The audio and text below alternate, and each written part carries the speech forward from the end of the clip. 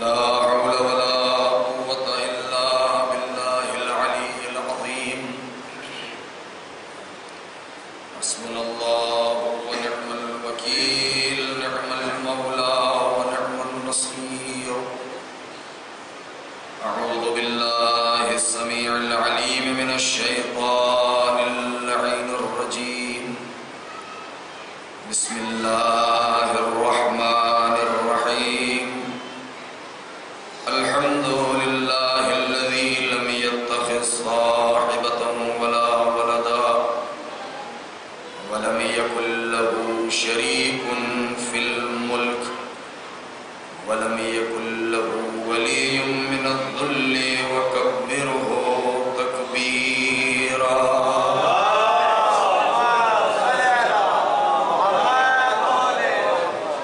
والصلاة والسلام والتحية والإكرام على النبي الأمي المكي المدني القرشي الهاشمي الأبدعي سيدنا ومولانا ومقتدانا وهادينا أبي القاسم محمد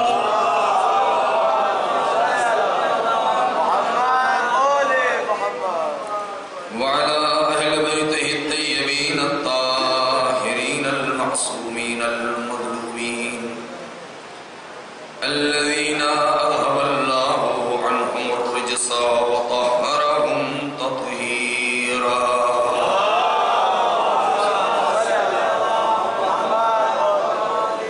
ولعنة الله على أعدائهم أجمعين من الآن إلى يوم الدين أما بعد فقد قال الله الحكيم في كتابه الكريم بسم الله الرحمن الرحيم هل أتى على الإنسان حين من الدهر لم يكن شيئا مذكورا إنا خلقنا الإنسان من نطفة أمشاج نبتليه فجعلناه سميعا بصيرا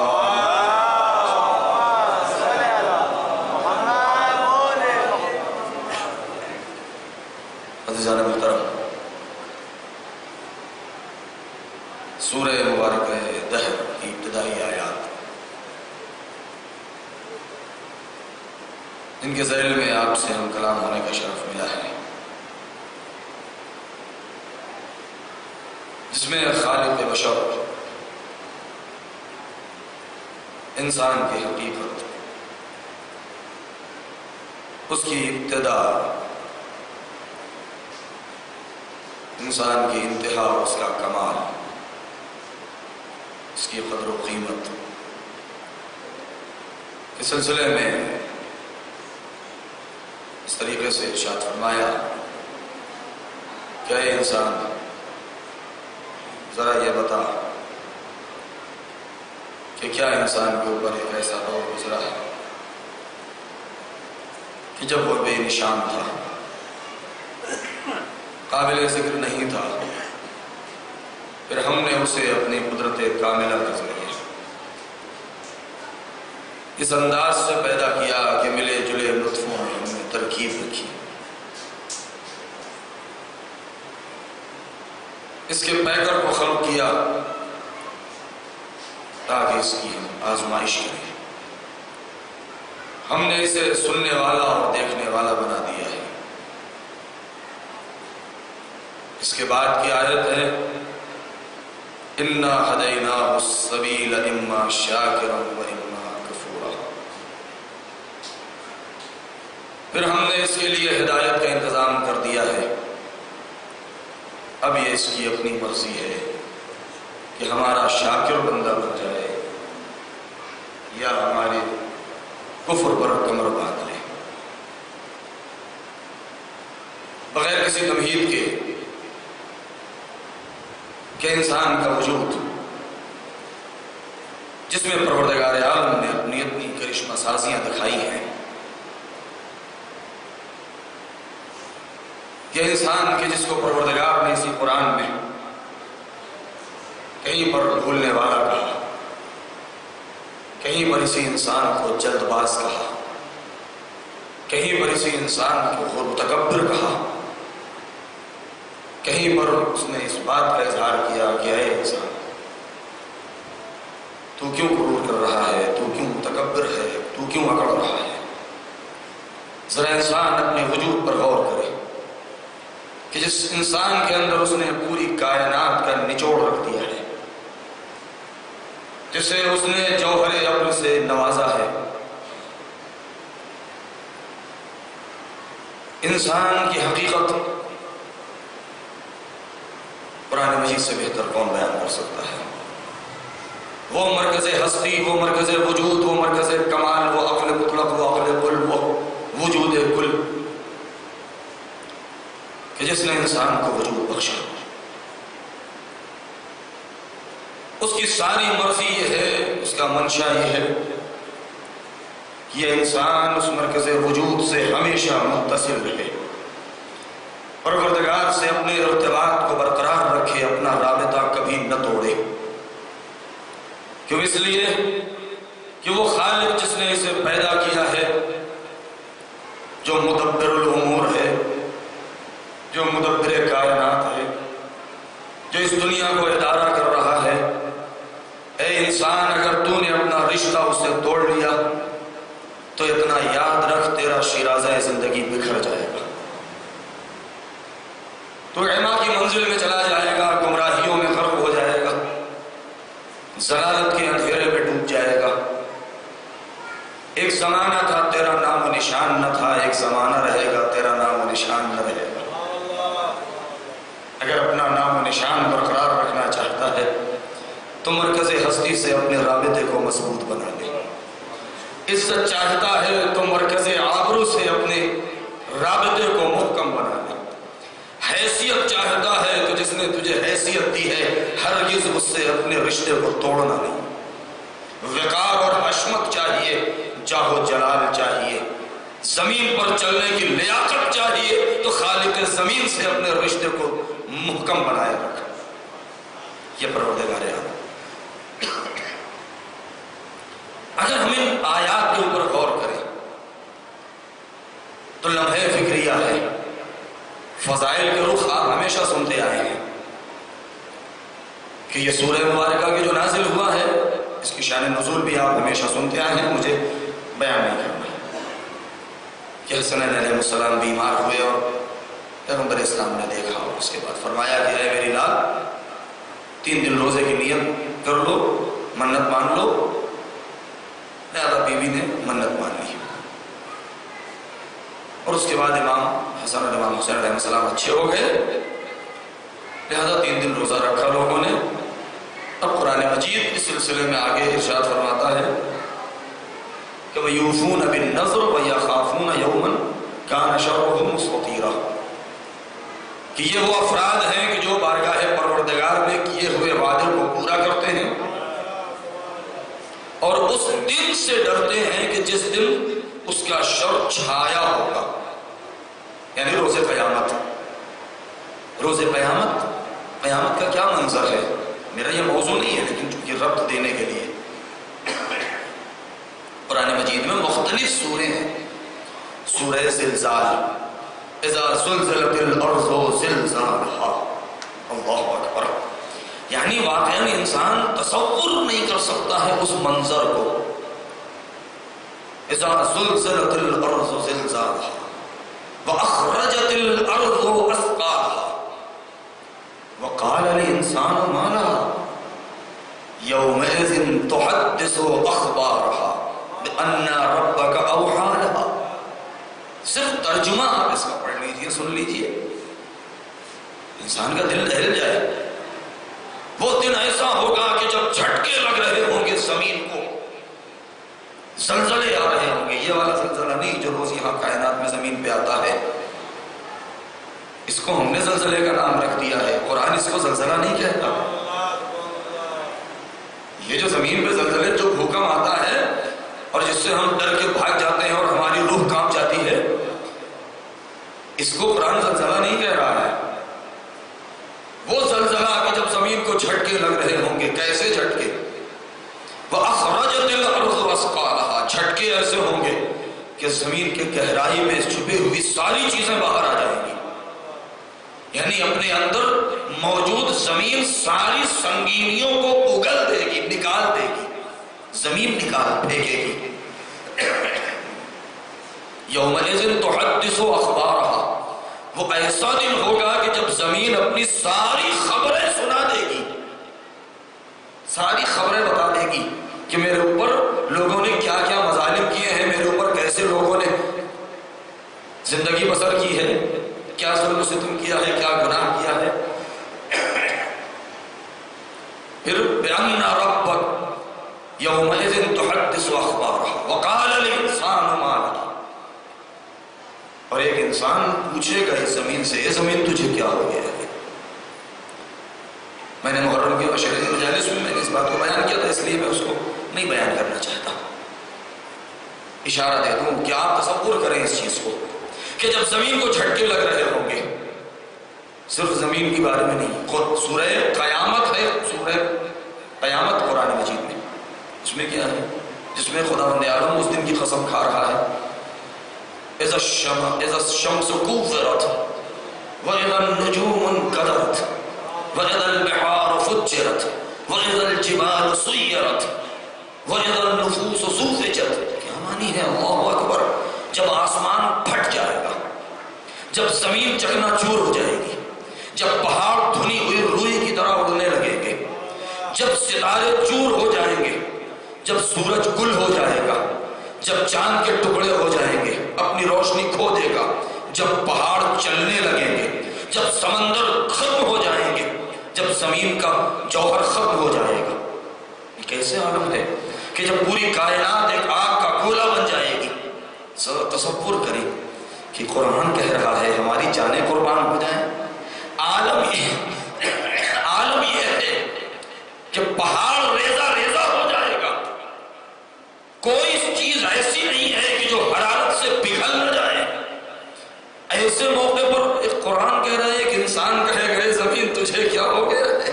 ذرا سوچنے کا مقام ہے کہ جہاں پہاڑ نہ ٹک پائے وہاں انسان کون ٹکے گا؟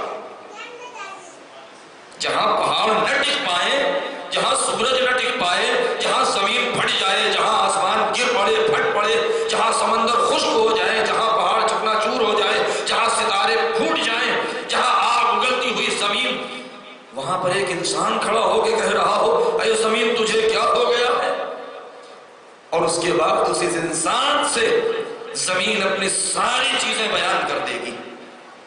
اس کا مطلب کیا ہے؟ ایک یہ مقام دیکھیے، دوسرا مقام وہ دیکھیے کہ جہاں پر ایک ہی انسان ہے جو یہ کہہ رہا ہے نہج بلاغہ کے پہلے خطبے میں کہ میں بتاتا ہوں تمہیں کہ زمین کیسے بنی ہے، یہ آسمان کیسے بنا ہے، یہ ستارے کیسے بنے ہیں، یہ پانی کہاں سے آیا ہے، پانی کے اندر وہ جواہر کہاں سے پیدا ہوئے ہیں، خدا نے اس پانی کے بعد پھر بادل کو کیسے بنایا ہے، بادل کے اوپر آسمان کو کیسے بنایا ہے، پھر عرش کو کس کے اوپر معلق کیا ہے، پھر کرسی کس چیز کا نام ہے، پھر لوح محفوظ کسے کہتے ہیں، پھر فرشتوں کو کیسے بنایا گیا ہے۔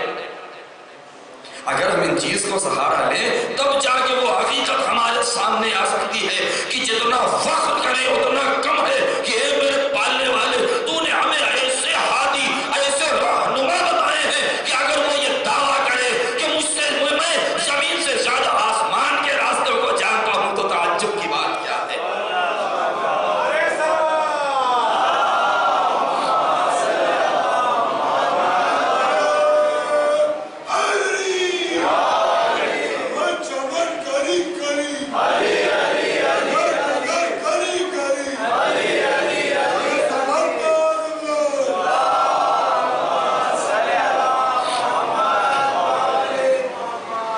بات آ گئی ہے تو میں عرض کر دوں، کل کی مجلس میں نے یہ گزارش کی تھی اور اس سے پہلے بھی کہ کائنات کے جوہر کا نام ہے انسان۔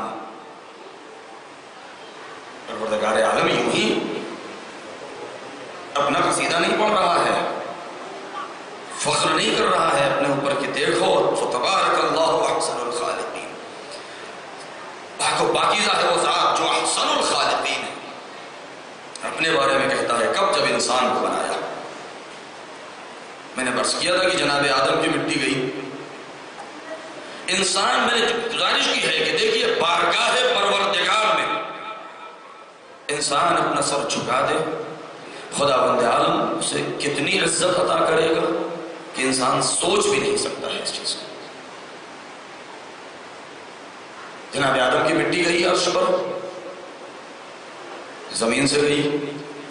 زمین کب بنی ہے؟ تاریخ کیا ہے زمین کے بننے کی؟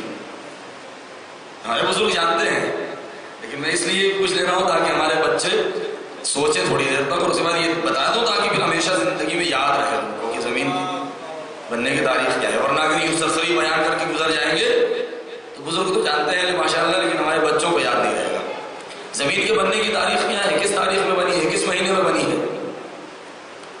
25 ذی قعدہ، محرم سے پہلے جو مہینہ ہے ذی الحج، ذی الحج سے پہلے والے مہینے کو ذی قعدہ کہتے ہیں۔ ذی قعدہ کی 25 تاریخ کو، اس دن بہت سے اعمال ہیں۔ سال میں جو اہم ترین دن ہے کہ جس میں روزہ رکھے انسان تو سب سے زیادہ ثواب ملتا ہے، اس میں سے ایک دن 25 ذی قعدہ بھی ہے جس کو روزے دحب الارض کہتے ہیں، یعنی جس دن فرش زمین بچھایا گیا ہے پانی کے اوپر سے۔ کہاں سے بچھایا گیا؟ کہاں سے بننا شروع ہوئی ہے زمین؟ بہت توجہ چاہتا ہوں، ایک بہت اہم آپ کو ایک پوائنٹ دینا چاہتا ہوں میں، ہمیشہ یاد رکھیں گے آپ۔ زمین کہاں سے بننا شروع ہوئی ہے؟ کس جگہ سے اس کو بنانا شروع کیا ہے؟ مدینے سے، مکے سے، کربلا سے، کوفے سے، ہندوستان سے، کہاں سے بننا شروع ہوئی ہے زمین؟ روایتیں کیا کہتی ہیں؟ کہتے ہیں کہ زمین بنی ہے دحب الارض، فرش زمین بچھنا شروع ہوا ہے وہاں سے جہاں پر خانہ کعبہ ہے، جہاں پر خانہ کعبہ ہے، روزے دحب الارض، وہاں سے زمین بننا شروع ہوئی ہے، اور اس کے بعد پھر زمین مکمل ہو گئی، اور اس کے بعد پھر جناب آدم کی مٹی گئی کہاں سے؟ مختلف علاقوں سے مٹی لی گئی، مختلف رنگ کی، مختلف خاصیتوں کی مٹی لی گئی، لیکن سب سے زیادہ اور سب سے اصل جو مٹی لی گئی ہے وہ کہاں سے؟ اسی جگہ سے جہاں پر خانہ کعبہ ہے۔ جہاں پر خانہ کعبہ ہے اس جگہ کو کیا کہتے ہیں روایات کی زبان میں؟ زمین کا وہ کون سا حصہ ہے؟ اس کو کہتے ہیں ناف ارض۔ بہت توجہ چاہتا ہوں، ایک ایک جملہ یاد رکھیے گا۔ اس کو کہتے ہیں ناف ارض۔ ناف کے معنی کیا ہے؟ ناف کسے کہتے ہیں؟ ہر انسان کی ہوتی ہے پیٹ کے اندر، ہر جانور کی ہوتی ہے، کیا صرف انسان اور جانور ہی کی ہوتی ہے؟ نہیں، دنیا میں کوئی ایسا بیج، کوئی ایسا پھل نہیں ہے جس میں نہ ہو۔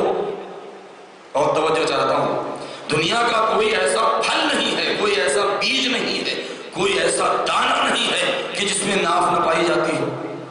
اس ناف کا کام کیا ہے؟ اس کا کام یہ ہے کہ جب کسی چیز کی خلقت شروع ہوتی ہے، بننا شروع ہوتی ہے، تو مرکز ہستی سے، جہاں سے اس کا اتصال ہوتا ہے، جو اس کو کنیکٹ کرتی ہے، جو جوڑتی ہے جو چیز، وہ وہی ناف کا حصہ ہے۔ بہت توجہ چاہتا ہوں، ایک پھل جب پیدا ہوتا ہے، درخت میں پھول کھلتا ہے، تو ایک طرف پھول ہے، دوسری طرف وہ حصہ ہے کہ جو ایک باریک سی رگ ہوتی ہے، ایک باریک سی لکڑی کا وہ حصہ ہوتا ہے جس کے ذریعے سے وہ پھل اپنے درخت سے لٹکا ہوتا ہے۔ پوری غذا، پوری خاصیت، پوری مٹھاس، پورا ٹیسٹ، پورا ذائقہ اور لذت اس پھل کے اندر، جو بھی خاصیت پائی جاتی ہے وہ اس پھل کے اندر جو آتی ہے وہ اسی چیز کے ذریعے سے آتی ہے جس چیز کے ذریعے سے وہ درخت سے آویزہ ہے۔ بہت توجہ، کیونکہ اگر اس کو وہاں سے منقطع کر دیا جائے تو وہ پھل کی خاصیت ختم ہو جائے گی، اس کا وجود مٹ جائے گا، وہ خشک ہو جائے گا، نہ پکنے پائے گا، نہ رنگ آنے پائے گا، نہ اس کے اندر بو آنے پائے گی، نہ اس کے اندر وہ خاصیتیں آنے پائے گی۔ اسے ایک ٹہنی کے ذریعے سے، اسے ایک نس کے ذریعے سے اپنے اندر کیا چیز لیے ہوئے ہے، اس کے اندر اتنی صلاحیت پائی جاتی ہے کہ اگر اس کے بیج کو دوبارہ زمین میں دفن کر دیا جائے تو دوبارہ ایک درخت بن جائے گا، پھر اس کے اندر پھل آئیں گے، ان پھلوں کے دربیج کو زمین میں دفن کیا جائے تو پھر درخت میں تبدیل ہوں گے، یعنی قیامت تک آنے والی تمام نسلوں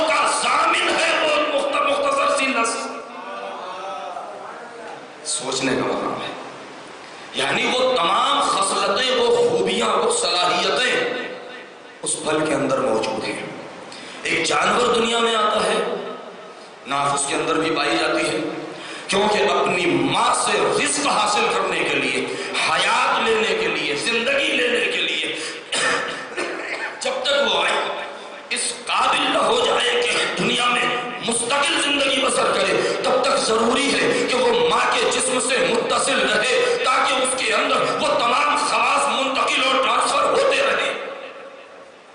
ایک انسان دنیا میں آتا ہے، ایک انسان جب شکم مادر میں، جب انسان کے وہ عمل انجام پاتا ہے کہ جس کے سلسلے میں دعائے عرفہ میں امام حسین علیہ السلام نے عجیب جملہ ارشاد فرمایا ہے، اے میرے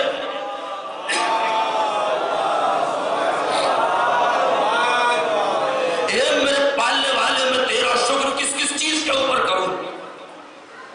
دعائے عرفہ پڑھیے، اس کا ترجمہ پڑھیے، اے میرے پالنے والے، میں تیرا شکر کس کس چیز کے اوپر، کن کن نعمتوں کے اوپر کروں؟ کیونکہ میں عاجز ہوں تیرا شکر بجا لانے سے، اس لیے کہ تو نے اتنی نعمتیں دے دی ہیں کہ میں پوری زندگی شکر کرتا رہوں تب بھی ختم نہ ہوگی۔ اور یہی نہیں کہا بلکہ یہ بھی کہا کہ جب میں کسی ایک نعمت کے اوپر شکر کرتا ہوں تو ایک شکر اور میرے اوپر چڑھ جاتا ہے، اس لیے کہ تو نے مجھے وہ طاقت دی ہے کہ میں اس طاقت کے ذریعے سے تیرا شکر کروں، لہٰذا میں جتنا شکر کرتا جاؤں گا میرے اوپر شکر کرنے کے لیے نعمتیں اضافہ ہوتی جائیں گی۔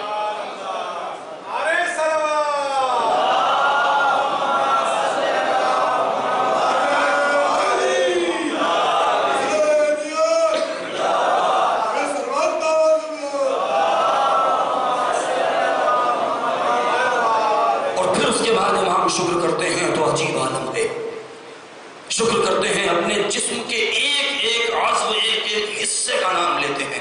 پروردگار تیرا شکر ہے میرے سینے کے ذریعے سے، پروردگار تیرا شکر ہے میری آنکھوں کے ذریعے، پروردگار تیرا شکر ہے میری آنکھوں کے حدقے کے ذریعے، پروردگار میری ان پلکوں کے ذریعے سے، پروردگار میرے ہڈی، گوشت، پوشت اور میرے مغز اور مخ اور استخوان اور ریڑھ کی ہڈی، یہاں تک کہ زبان اور دانت، ہر ایک ایک عضو کا نام لیتے ہیں کہ میرے مالک تیرا شکر ہے۔ اور اس کے بعد کہتے ہیں یہ میرے مالک تیرا شکر ہے کہ تو نے مجھے میری خلقت کی ہے، یعنی میری نہیں، یعنی انسان کی تو نے خلقت کی ہے ایسے پردوں کے اندر، ایسے اندھیرے میں کہ جہاں 3 پردے پڑے ہوئے ہیں، ایسی جگہ میری خلقت کی ہے کہ جہاں 3 پردے پڑے ہوئے ہیں، ایک پردہ خون کا ہے، ایک پردہ گوشت کا ہے، ایک پردہ کھال کا ہے، نام لے رہے ہیں دعائے عرفہ میں۔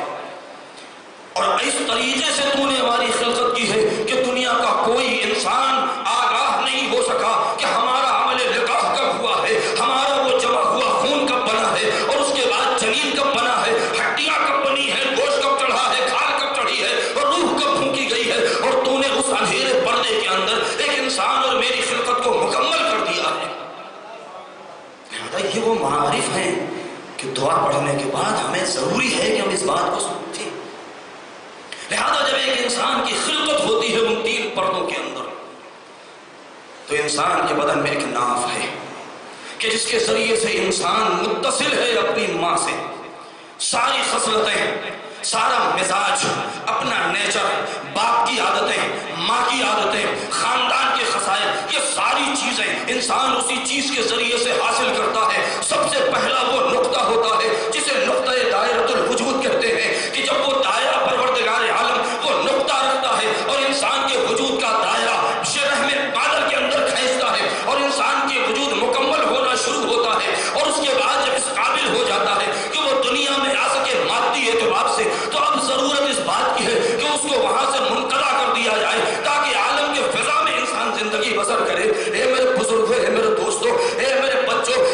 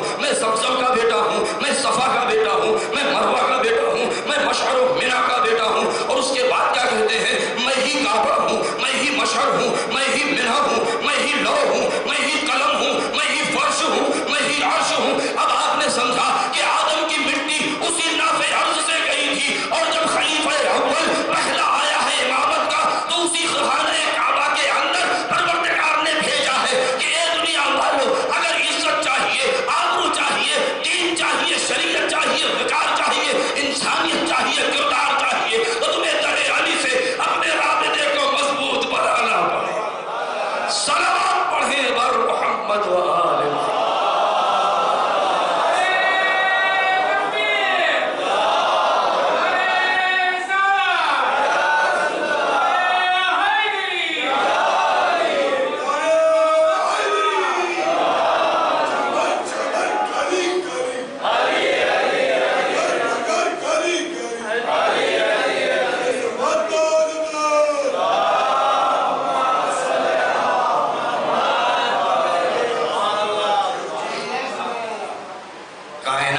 ابتدا کو دیکھیں، نہیں ابھی بات مکمل نہیں ہوئی ہے۔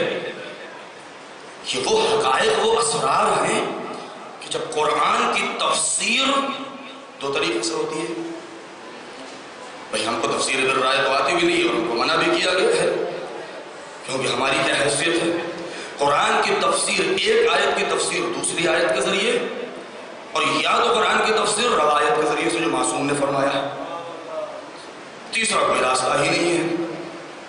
لہذا پہلے خلیفہ ابو البشر جناب آدم کا خمیر خانہ کعبہ نافع ارض، امامت کی پہلی فرد خانہ کعبہ کے اندر، کتنا اہتمام، دروازہ کھلے نہ کھلے، تالا لگا رہے نہ لگا رہے، کیوں؟ اس لیے کہ دروازے کی ضرورت ہی نہیں ہے ایسے فرد کو۔ یہ وہ افراد ہیں کہ جن کو کائنات پر وہ اختیار حاصل ہے کہ جنہیں در کی ضرورت نہیں ہے۔ پشت خانہ کعبہ سے نہ گئی اندر، تو پہلا خلیفہ آیا، اس کی مٹی گئی، خلقت ہوئی تو اسی مقام سے پہلا خلیفہ رسول کا امامت کی پہلے فرد آئی اسی خانہ کعبہ میں۔ دنیا ختم کم ہوگی، لولا الحجہ لصاخت الارض، جب تک زمین کے اوپر خدا کی حجت باقی ہے تب تک زمین باقی ہے، آسمان باقی ہے، نظام لیل و نہار باقی ہے۔ اگر ایک لمحے کے لیے زمین سے حجت خدا کا وجود ختم ہو جائے تو کائنات کا وجود منتشر ہو جائے گا۔ اس کا مطلب یہ ہے کہ پردے میں کوئی حجت موجود ہے۔ پہلا خلیفہ اس کی مٹی گئی تو خانہ کعبہ سے، پہلا خلیفہ امامت کی پہلی پر آیا تو اسی خانہ کعبہ میں۔ روایتیں کہتی ہیں کہ خدا کی آخری حجت، آخری خلیفہ ظہور کرے گا تو خانہ کعبہ۔ صلوات پڑھیں بر محمد و آل۔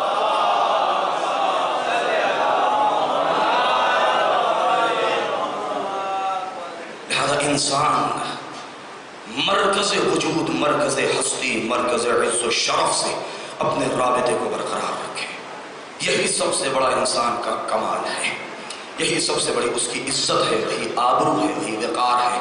ورنہ اگر وہاں سے رابطہ منقطع کر دیا پھر انسان کہیں کا نہیں۔ ممکن ہے کہ دنیا میں بہت بڑا مقام مل جائے، بہت بڑی پوسٹ مل جائے، لیکن آپ نے دیکھا ہے پروردگار عالم کو تو یہ سنت ہے، یہ تو اس کا دستور ہے کہ مستضعفین عالم، مستضعفین عالم کسے کہتے ہیں؟ آپ ہمیشہ سنتے آئے ہیں، یا غیاث المستغیثین، دعائے کمیل میں ہم 3 بار دوہرا کے آنکھوں میں آنسو لا کے پڑھتے ہیں، اے مجبوروں کی مدد کرنے والے۔ یہ مستغیثین، غیاث المستغیثین، عون المستضعفین، یہ کیا ہے؟ یہ مستضعفین کون ہے؟ مستضعفین عالم کہ جن کو لوگوں نے، سامراجی طاقتوں نے اپنا غلام بنا لیا ہے اور ظلم کے پہاڑ توڑ رہے ہیں، انہیں مستضعفین عالم کہا جاتا ہے۔ اور مسلمان مستضعف ہے دنیا میں۔ لہذا امام کا جب ظہور ہوگا، دنیا کا پروردگار عالم کی سنت، تاریخ کا مطالعہ کریں تب سمجھ میں آتا ہے۔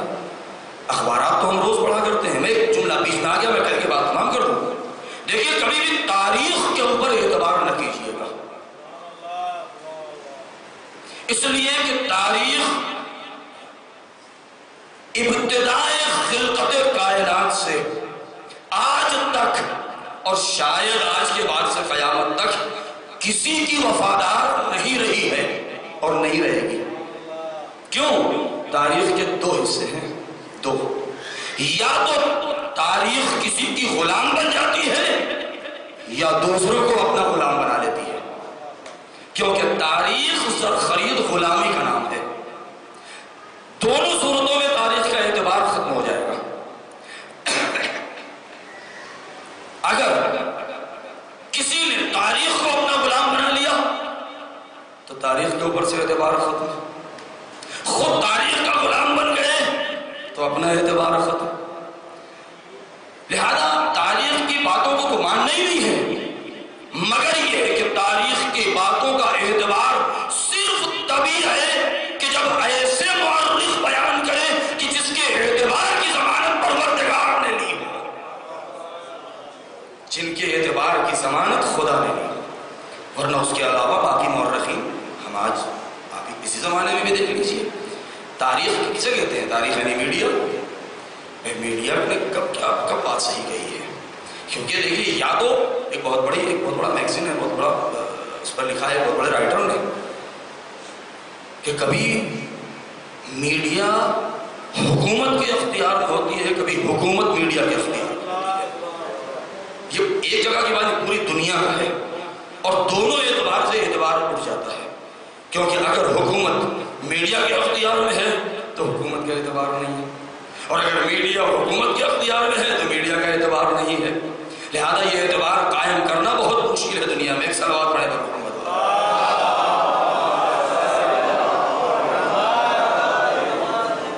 تو میں عرض یہ کر رہا تھا کہ انسان عز و شرف چاہتا ہے، اپنی حیثیت کو پہچاننا چاہتا ہے، تو ایسے در کے اوپر آئے کہ جنہوں نے انسان کو اس کی حیثیت بتائی ہے کہ یہ انسان تو کیا ہے، تو اپنے آپ کو پہچان، تو اپنے آپ کو جان، ورنہ انسان اپنے وقار کھو دے گا۔ تاریخ میں بے شمار ایسی مثالیں پائی جاتی ہیں، پیغمبر اسلام کے زمانے سے لے کر کے جتنی بھی آپ کے زمانے میں جنگیں ہوئی ہیں، ان جنگوں کا اسلام آیا کس لیے ہے، بس توجہ چاہتا ہوں۔ انسان کا مقصد حیات کیا ہے، اسلام کیا بتا رہا ہے؟ تین نظریے ہیں، اس کا خلاصہ بیان کر کے ضرور تمام کہتے ہیں کہ انسان کس لیے پیدا ہوا ہے۔ تین نظریے ہیں۔ پہلا نظریہ ہے فلاسفہ کا، فلسفیوں کا، وہ بھی خاص طور سے فلسفہ یونان۔ آپ جانتے ہیں کہ یونان فلسفے نے کہاں جنم لیا ہے؟ سب سے پہلے یونان میں، ارسطو طالیس، سیساگوجی اور ارسطو، سقراط، بقراط اور ان لوگوں کے زمانے میں، اور اس کے بعد پھر اس کو پروان چڑھتا گیا، یہاں تک کہ جو فلسفہ آج ہمارے سامنے موجود ہے، ہم اور آپ پڑھتے ہیں، جانتے ہیں۔ ان کا نظریہ کیا ہے؟ کہتے ہیں انسان کا مقصد خلقت صرف اتنا ہے کہ انسان حق اور باطل کے درمیان فرق پیدا کرے، برائی اور اچھائی کو پہچانے، اور جب دونوں کو سمجھ جائے کہ برائی کیا ہے، اچھائی کیا ہے، تو اچھائی کو اپنا لے، برائی کو چھوڑ دے۔ یہ انسان کا مقصد خلقت ہے، یہ فلسفیوں کا بیان ہے۔ لیکن انصاف سے بتائیں، کیا یہ قاعدہ کلیت رکھتا ہے؟ اس لیے کتنی ایسی چیزیں ہیں جس کو ایک مذہب والے حق مانتے ہیں، دوسرے مذہب والے اسی کو باطل مانتے ہیں، جس کو دوسرا باطل مانتا ہے اسی کو دوسرا حق مانتا ہے۔ ہم قرآن کو حق مانتے ہیں، لیکن دوسرے مذہب والے ہمارے قرآن کو آسمانی کتاب کو حق نہیں مانتے ہیں۔ ہم اپنے مذہب کو حق مانتے ہیں، دوسرے مذہب والے اپنے مذہب کو حق مانتے ہیں۔ لہذا یہ تو قاعدہ کلی نہیں ہے۔ دوسرا نظریہ سیاسی لوگوں کا ہے، پولیٹکس میں جو لوگ آ جاتے ہیں، رہنماؤں کا، سیاسی لیڈروں کو، ان کا نظریہ یہ ہے کہ انسان پوری دنیا کے بغیر کسی قید و شرط کے، کسی ملت یا مذہب یا مکتب کی قید کے، پوری دنیا کے تمام انسانوں سے محبت سے پیش آئے، یہی انسان کا مقصد خلقت ہے۔ یہ سیاسی رہنماؤں کا ہے۔ لیکن کیا یہ بتائیے، کیا یہ کلیت رکھتا ہے؟ نہیں ہے، کیونکہ یہاں پر لوگوں نے آگے جب اس کی شرح کیا تو انسان کی حیات کو 3 حصوں میں بانٹ دیا۔ انسان یا بچہ ہوتا ہے، یا جوان ہوتا ہے، یا بوڑھا ہوتا ہے، یا میل ہوتا ہے، یا فیمیل ہوتا ہے۔ لہذا اس کے بعد جو ہے وہ کہتے ہیں کہ یہ جذبہ بھی کلیت نہیں رکھتا۔ کیوں؟ اس لیے کہ یہ تمام محبت محبت سے پیش آنا، الفت سے پیش آنا، یہ کلیت نہیں رکھتا ہے، اس لیے کہ یہ بربنائے خلوص نہیں ہے، بربنائے غرض ہے۔ کیونکہ بچہ اپنے باپ سے اس لیے محبت کرتا ہے کہ باپ اس کا رزق فراہم کرے، اس کی پرورش کرے۔ باپ عالم ضعیفی میں اپنے جوان بیٹے سے اس لیے محبت کرتا ہے کہ یہ جوان بیٹا میرا سہارا بنے، اپنی شریک حیات سے اس لیے محبت کرتا ہے کہ یہ ہمارے لیے باعث سکون بنے، زوجہ اپنے شوہر سے اس لیے محبت کرتی ہے کہ یہ ہمارا وارث اور ہمارا سایہ اس کے سر پر ہے۔ لہذا یہ جذبہ خلوص کی بنا پر نہیں ہے، غرض کی بنا پر ہے۔ تیسرا نظریہ علماء اخلاق کا ہے، زاہدوں کا ہے۔ وہ کہتے ہیں کہ ان کا نظریہ یہ ہے کہ انسان کا اصلی مقصد خلقت یہ ہے کہ وہ سجدہ کرتا رہے اور عبادت کرتا رہے، بس۔ کیا عبادت صرف کرتے رہنا ہی؟ اگر صرف سجدے کرتے رہنا مقصد خلقت ہوتا تو قرآن مجید میں کبھی پروردگار عالم یہ نہ کہتا یا ایھا المزمل قم اللیل الا قلیلا، اے میرے نبی نمازیں پڑھیے مگر ذرا کم کر دیجئے۔ کیونکہ اگر یہی مرکز خلقت ہوتا تو خدا کہتا ہے میرے حبیب اور پڑھیے۔ یہ کم کروانا اس بات کی دلیل ہے کہ نہیں، نماز کے علاوہ انسان کی زندگی میں دوسرے کام بھی ہیں، دوسرے کام بھی ہیں۔ اب یہ تینوں نظریات جب کلیت سے گر گئے تو صرف ایک انسان ہے کہ جس نے ایسا مقصد بیان کیا ہے، اور ہمارا سلام ہو منادی حریت و آزادی بشریت حسین ابن علی پر، کہ جنہوں نے جب ان سے پوچھا گیا تو آپ نے کہا کہ انسان کا مقصد خلقت یہ ہے کہ وہ اللہ کی معرفت حاصل کرے۔ اللہ کی معرفت اس لیے حاصل کرے تاکہ اس کا عقیدہ صحیح ہو جائے، عقیدہ اس لیے صحیح ہو جائے تاکہ اس کی عبادت میں وزن پیدا ہو جائے، عبادت میں وزن اس لیے پیدا ہو جائے تاکہ وہ دنیا کے پروردگار عالم کا بندہ کہلانے کے لائق ہو جائے، اس کا بندہ اس لیے بن جائے تاکہ دنیا میں ہر طریقے کی غلامی سے آزاد ہو جائے۔ ایک صلوات پڑھیں بر محمد۔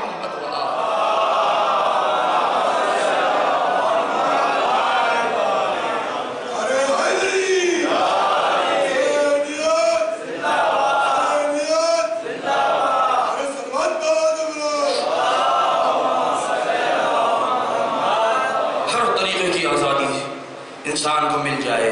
میرے دوستوں، میرے بزرگوں، غلامی صرف جسموں کی نہیں ہوتی، غلامی صرف گردن کی نہیں ہوتی، غلامی نہیں، غلامی رسم و رواج کی بھی ہوتی ہے، غلامی زبان و بیان کی بھی ہوتی ہے، غلامی فرہنگ اور تمدن اور کلچر کی بھی ہوتی ہے، غلامی اپنے کیریکٹر اور کردار کی بھی ہوتی ہے، غلامی ہر چیز کی ہوتی ہے۔ بس ایک جملہ کہنا چاہتا ہوں، اسلام اس لیے نہیں آیا کہ مسلمانوں کو یہ درس دے کہ وہ دوسروں کے جیسا جینے کا سلیقہ سیکھیں، اس لیے آیا ہے کہ دوسروں کو اپنے جیسا بنانا سیکھ لیں۔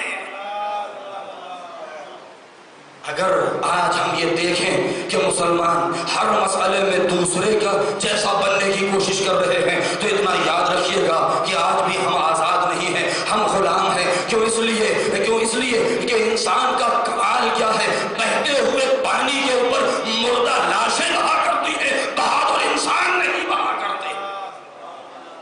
پانی کے بہاؤ کے اوپر خس و خاشاک بہتے ہیں کامل، اور کمابا کمال انسان نہیں بہا کرتے ہیں۔ لہذا انسان کو چاہیے، اسلام اس لیے آیا ہے تاکہ انسان اپنے کردار سے دوسروں کو اپنے جیسا بنائے، نہ یہ کہ دوسروں جیسا بننے کی کوشش کرے۔ کربلا میں حسین ابن علی بار بار جو مہلت دے رہے ہیں، میرے بچوں یہ ذہن میں نہ آئے کسی کے کہ حسین نے ایک شب کی مہلت مانگی ہے۔ ظاہری الفاظ یہی ہیں، ظاہراً الفاظ یہی ہیں، لیکن اگر ہم شروع سے لے کر کے اور شب عاشور تک کے سارے واقعات مولا کے کلمات پر نظر ڈالیں تب اندازہ ہوتا ہے کہ مولا مہلت مانگ نہیں رہے تھے، سامنے والے کو مہلت دے رہے تھے۔ کیوں؟ اس لیے کہ یہ تو معلوم تھا کہ کل کیا ہونا ہے۔ امام حسین السلام کے لیے کیا فرق تھا؟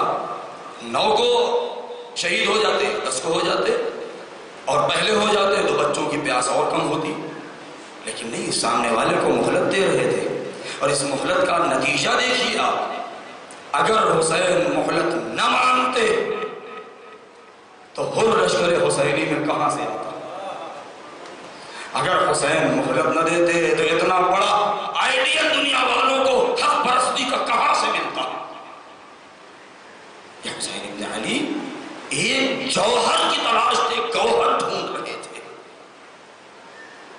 ایک مہلت دینے کا فائدہ یہ ہوا ہے، میدان کربلا میں حسین نے جو خطبہ دیا ہے، الا ان الدعی ابن الدعی، ٹھہر جاؤ۔ آج پوری دنیا میں جب ریلی نکلتی ہے، بہت چیلنج کے ساتھ کہہ رہا ہوں، آج دنیا میں کہیں ریلی نکلتی ہے، اس کے جو بینفلکس، بینر، پوسٹر، اس کے اوپر جو لکھا ہوتا ہے، جو اسکرپٹ، جو عبارت ہوتی ہے، آپ زحمت کریں اس کو نکالیں اور دیکھیں کہ ایسے ملک میں جہاں اسلام نہیں ہے، جہاں تشیع نہیں ہے، اور دیکھیں کہ جب حکومت کے خلاف وہ احتجاج کرتے ہیں تو کیا لکھتے ہیں اس میں، اور اس کے بعد اس کو میچ کیجئے، قسم خدا کہ وہی الفاظ ملیں گے جو حسین ابن علی نے یزید کے خلاف بیان کیا تھا۔ اس کا کیا مطلب ہے؟ یعنی حسین نے صرف مسلمانوں کو ہی درس نہیں دیا ہے، عام بشریت کو آزادی کے ساتھ جینے کا سلیقہ سکھایا ہے۔ الا ان الدعی ابن الدعی قد رکضنی بین اثنتین بین السلۃ والذلہ ہیہات من الذلہ۔ اس ناجائز باپ کے ناجائز بیٹے نے مجھے تو راہ پر لا کے کھڑا کر دیا ہے۔ یہ ایک راستہ یہ ہے کہ میں تلوار لے کے میدان میں آ جاؤں، ایک راستہ یہ ہے کہ اپنی گردن ذلت سے جھکا دوں اس کے سامنے۔ ہیہات من الذلہ، ابو طالب کے بیٹے علی کے لال ذلت کبھی برداشت نہیں کر سکتا۔ حسین ابن علی کا آخری جملہ میں کہہ دوں، آپ کی زحمت تمام،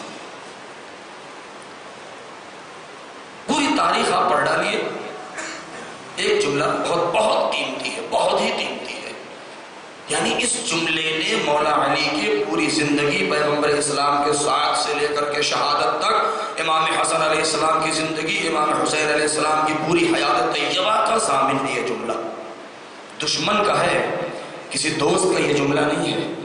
تاریخ کہتی ہے نا کہ رسول کی وفات کے بعد حالات بدلے تھے اور 25 سال مولا خاموش تھے، اور اس خاموشی کے درمیان مولا علی نے فلاں کی بیعت کر لی تھی، یا فلاں طاغوت کے ہاتھ پر ہاتھ رکھ دیا تھا، یا فلاں کے سامنے سر جھکا دیا تھا، کہتی ہے دنیا۔ لیکن ایک جملہ ہے کربلا، بس عزیزوں، میرے دوستوں، میری محنت رائے کا نہ ہو جائے، کربلا کے اندر اتنا وزن کیوں ہے؟ حسین آدم کے وارث کیوں اعلان کیے جا رہے ہیں؟ کیوں کہہ رہے ہیں حسین آپ محمد مصطفیٰ کے وارث، آپ علی مرتضیٰ کے وارث، آپ فاطمہ زہرا کے وارث، آپ تمام انبیاء کے وارث ہیں؟ کیوں؟ اس لیے کہ آپ نے بشریت کی لاج رکھ لی ہے، پورے سلسلے کی آبرو بچا لی ہے۔ 8 محرم کا جب دن ڈوب چکا ہے اور 9 محرم آئی ہے، ایک مرتبہ عمر ابن سعد ابن ابی وقاص، یعنی عمر سعد، جب اس نے یہ دیکھا کہ خیام سے بچے العطش العطش کہہ رہے ہیں، ہائے پیاس ہائے پیاس، تو اس نے فوری طور پر بہت ہی ایمرجنسی میں اپنے قاصد کو بلایا ہے، قلم اور کاغذ لیا ہے اور خط لکھا۔ کس کے پاس؟ عبید اللہ ابن زیاد کے پاس، جو کوفے میں، کوفہ کربلا سے تقریباً 95-100 کلومیٹر پر ہے۔ اور اس نے کیا لکھا؟ بہت توجہ چاہتا ہوں۔ لکھا کہ اے عبید اللہ ابن زیاد، یہ خط عمر ابن سعد ابن ابی وقاص کی جو تیرے لشکر کا سپہ سالار ہے اس کی طرف سے ہے۔ میں نے وہ خط کا جملہ جو تاریخوں میں موجود ہے، اے حاکم کوفہ، تیرے حکم کے مطابق میں نے حسین کے خیمے کو فرات سے ہٹوا دیا، ان کے بچوں کے اوپر پانی بند کر دیا، ان کے اوپر پہرا لگا دیا، خیمے میں بچے تڑپنے لگے ہیں، پیاس سے بلکنے لگے ہیں، سیدانیاں پیاسی ہو گئی ہیں، لیکن ابھی تک حسین نے بیعت نہیں کیا ہے۔ اور خط لکھنے بعد اس کہتا ہے کہ یہ خط لے کے جا اور جتنی جلدی ہو سکے آج ہی یہ خط لے کے کوفے پہنچ جا، اور شام تک مجھے جواب چاہیے اس کا کسی بھی صورت سے۔ اب آپ سوچیں کہ قاصد سے کہا کہ کہیں رکنے کی اجازت نہیں ہے، ابھی نکل جا کوفے، وہاں سے ابن زیاد کا جواب لے کر کے آ۔ اس میں کیا لکھا تھا کہ میں تجھ سے اجازت چاہتا ہوں کہ سے جنگ کریں یا نہیں کریں. لہذا اس خط کا جملہ کیا ہے؟ وہ لکھتا ہے کہ ایک نے زیادہ حسین پر پانی بند کر دیا، ان کو مدینے سے گھیر کے کربلا پہنچا دیا، مکے سے کربلا پہنچا دیا ہے، لیکن حسین نے بیعت نہیں کیا. ان کے خیموں کو ہٹا دیا، حسین نے بیعت نہیں کیا. ان کے بچے پیاسے ہیں مگر حسین نے بیعت نہیں کیا ہے. سیدانیاں پیاسی ہیں مگر حسین نے بیعت نہیں کیا. وہ آخری جملہ عجیب ہے، اے ابن زیاد ان الحسین لا یبایع ولا یستسلم. بہت توجہ چاہتا ہوں، عجیب جملہ ہے دشمن کا، تاریخ میں موجود ہے. اے ابن زیاد ان الحسین لا یبایع ولا یستسلم فإن بین جنبیہ نفس ابی. اے ابن زیاد اتنا یاد رکھ کہ حسین نے اب تک بیعت نہیں کیا، کبھی وہ سر تسلیم نہیں جھکائیں گے، نہ تو بیعت کریں گے، اس لیے کہ ان کے سینے میں ان کے باپ کا دل موجود ہے. کیونکہ ان کے سینے میں ان کے باپ کا دل موجود ہے. یہ کون کہہ رہا ہے؟ یہ ابن زیاد کہہ رہا ہے. اس کا کیا معنی ہے؟ اور اس کے بعد جب رات میں جواب آیا ہے تبھی حسین نے فرمایا تھا بنفسی. جملہ کون؟ پوری کائنات کہتی ہے، بہت روئیں گے آپ، سوچیں اس چیز کو. حسین کی مجبوری، پوری دنیا معصوم کے مقابلے میں کہتی ہے بنفسی انت منی واہلی ومالی وولدی واسرتی. اے میرے مولا آپ کے اوپر میں قربان، میرے ماں باپ قربان، میری اولاد قربان، میری جان قربان، میرا مال قربان، میرا پورا خاندان قربان. کبھی کوئی معصوم کسی غیر معصوم کے بارے میں یہ جملہ نہیں کہہ سکتا. صرف کچھ ہی موقع ہیں، یا تو پیغمبر نے کہا تھا اپنی بیٹی کے بارے میں کہ اے میری لال فاطمہ میں تجھ پر قربان ہو جاؤں، یا تو علی نے اپنی بیٹی زینب کے بارے میں کہا تھا اے میری بیٹی تیرا باپ تجھ پر قربان ہو جائے. ساتویں امام نے اپنی بیٹی جناب معصومہ قم کے بارے میں کہا تھا فداہ ابوہا، اس کا باپ اس پر قربان ہو جائے. اور حسین کی مجبوری، شب عاشور کیا کہہ رہے ہیں؟ ارکب بنفسی انت منی یا اخی ابو الفضل. اے میرے بھیا عباس تیرا بھائی تجھ پر قربان ہو جائے، جاؤ ایک شب کی مہلت دے.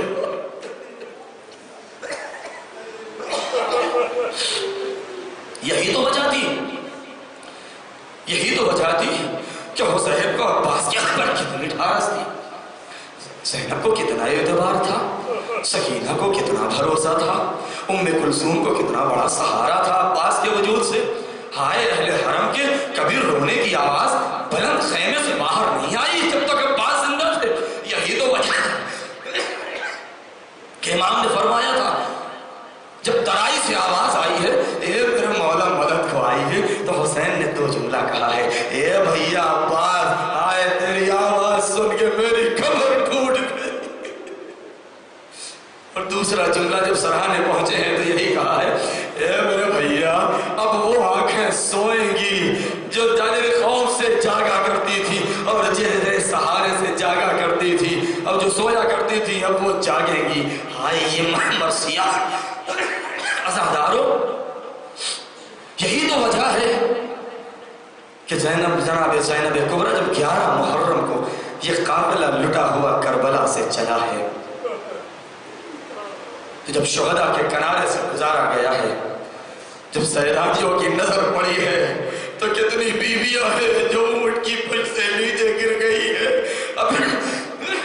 اپنے وارثوں کی میت کو نہیں دیکھ پائی ہے. یہی مرثیہ پڑھا ہائے سارے کشت ہائے نجس دفن کر دیے گئے، ہائے زہرا کا لال بیگو کفن پڑا ہے.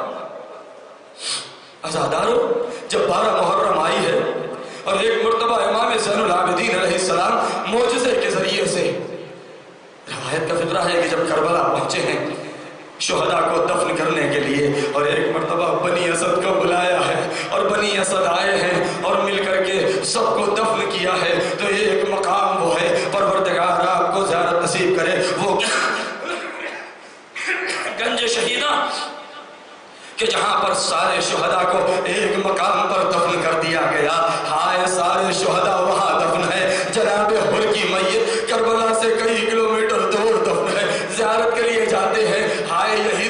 افسوس ہوتا ہے کہ وہ لشکر یزیدی سے نکل کے حسین کا مہمان بنا تھا، لیکن اس کے چاہنے والے بھی موجود تھے۔ جوہر کی میت کو لے جا کے اپنی مخصوص زمین پر دفن کر دیا، لیکن شہداء کی میتیں پڑی رہی، کوئی دفن کرنے والا نہ تھا۔ ہائے ہائے، بنی اسد نے مل کے امام کے ساتھ ساری میتوں کو اٹھایا اور دفن کرنا شروع کر دیا۔ ایک مقام پر بڑا سا گڑھا کھودا، لہد تیار کی اور اس میں سارے شہداء کو دفن کیا، اور اس کے بعد بنی اسد نے پوچھا اے مولا ارے کیا کوئی اور میت بھی ہے؟ امام نے فرمایا اے بنی اسد، ہائے میرا بابا بے گور کفن پڑا ہے۔ ہائے آئے امام حسین کی میت کے پاس، عجیب و غریب منظر تھا، خدا کسی منظر و کسی بیٹے کو وہ منظر نہ دکھائے جو امام نے دیکھا۔ ہائے باپ کی میت ہے جو پامال سمے اسبا ہو چکی ہے، ہائے میت میدان کربلا میں بکھری ہوئی ہے، گھوڑوں کی ٹاپوں کے نشان ہے، پورے پشن میں اقدس پر جسم موجود، تیر موجود ہے، تیروں سے چھلنی ہے۔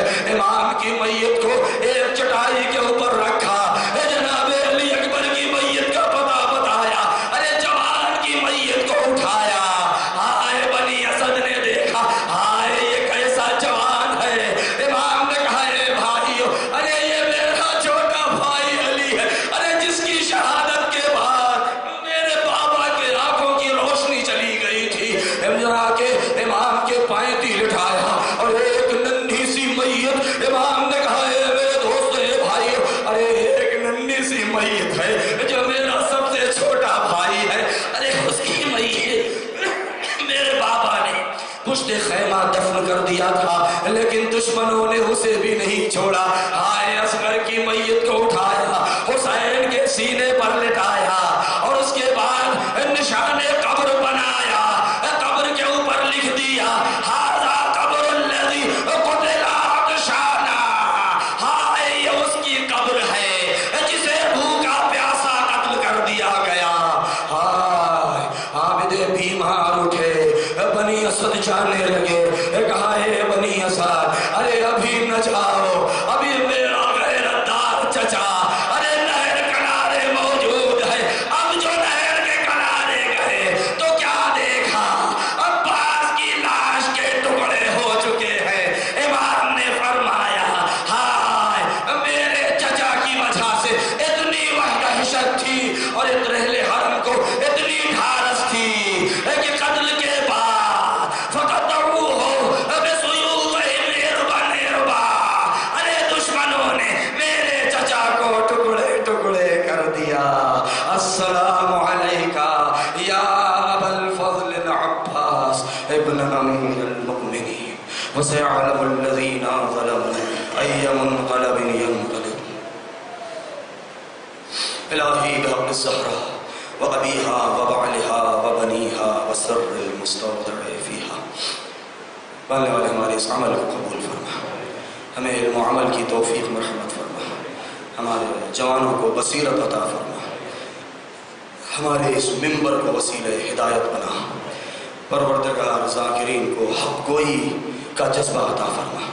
پروردگار ہمارے جتنے بھی اس قوم میں مریض ہیں عالم اسلام میں، پروردگار ان کو شفائے کامل و عاجل مرحمت فرما، جو بے اولاد ان کو صاحب اولاد فرما، بانیان مجلس کی توفیقات میں اضافہ فرما، ہمارے امام کے ظہور میں تعجیل فرما، ہمیں ان کے مددگاروں میں شمار فرما۔ ماتم حسین۔